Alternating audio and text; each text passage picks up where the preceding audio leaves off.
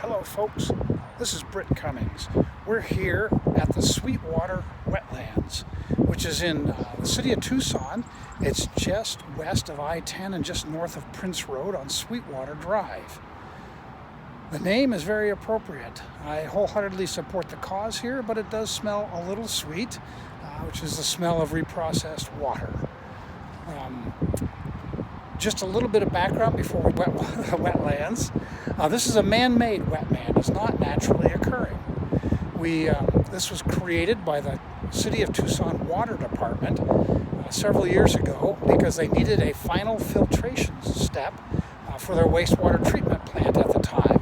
And this was it. And the ponds filtered the final output of their wastewater down through the gravel and rocks and back into the groundwater eventually.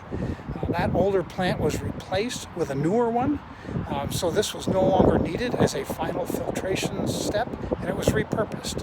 But I get ahead of myself. Let's go look at it. Here's a quick look at the wastewater that's flowing into the facility. I don't know if you can see this, probably not. There's little minnows down here in the water. Something you wouldn't expect to find, either water or minnows here in the Tucson area. Just a quick look across here, you can see this is quite a lush area. Again, very uncharacteristic for this part of the country, but there's water here. And then this is flowing on out the other side, and it literally disappears there. It must go down into the ground, perhaps under, or maybe into the ponds over there. Let's move on. Here we have one of the ponds. I think there's 4 of these on here. On the area, and look how lush it is. Look at these reeds here, so lush. They have to burn them off every year so that they don't just mat down and everything. But this pond used to, as I said before, used to filter down through the ground. It no longer does. These ponds have been lined now so that they retain the water and provide a wetland habitat.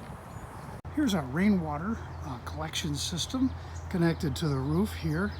And given the size of this, this is relatively small, but it's certainly a great concept. See another one of the ponds out back. Look at that lush green growth on there. And you might be able to see there's a duck out back paddling around it. I'm sure he loves it. While we're walking to our next site, we'll take a look at these reeds again. Lush growth here. These reeds are not just beautiful, and they don't just provide habitat. They are also an important part of the process of filtering the water and purifying it. Both the plants themselves and bacteria that grows around their roots. Okay, here's a look at the recharge basins. And I think there's 4 of them here on the property, and there's 2 of them right here. You can see this gravel covered berm separating this one here from this one there. They're both empty at the moment, and they do this because they only fill one at a time. They don't fill it, they only put a foot or so of water in it, allow it to completely drain and then dry out. And you can see there's even stuff growing on this. And that helps keep the surface loose and more permeable so the water can penetrate down through. From these recharge areas, the water does return into the groundwater system. Okay. Here we are back at the beginning, and here's an overview.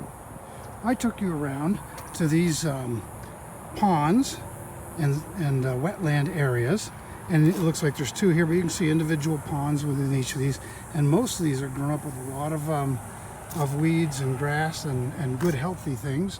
Once again, there's one right out there for you to see what it looks like. And then there are these 4 recharge basins. There was not water in any of the 4 today. But the water here just provides a wetland area, and up here is a place to filter that water one final time, and more importantly, return it to the groundwater system. So what's important about this beautiful place? First of all, don't let my opening comment about the odor deter you. It's very mild, and it's only right at the front end where the wastewater is coming in from the wastewater treatment plant, and it's perfectly clean water, just has a light odor. But once you get down in here, all you smell is the smell of a wetland, which is actually kind of a healthy smell, I think. It's important that we have wetlands and the variety of life they form there. But what's also important about this is the purpose of recharging our groundwater. Now, this is a relatively small system compared to what our needs are. But it's important that we all take steps to try to improve the situation. And by having many facilities and systems like this, we can enjoy not only this beauty that you see behind me, but fresh water for years to come. So here's a look at the Tucson water cycle. We've talked about water cycles in our class on the global level, where they all feed back into the ocean ultimately. But here's sort of a micro water cycle. We see the traditional, the water coming down into mountains, most of it far from here. A lot of our water comes from the Arizona Water Project from the Colorado River, and it shows here going into the groundwater. I think some of it goes directly to treatment and various irrigation systems, but the basic cycle showing that we have pumps that bring this water out and deliver it to our homes for our consumption.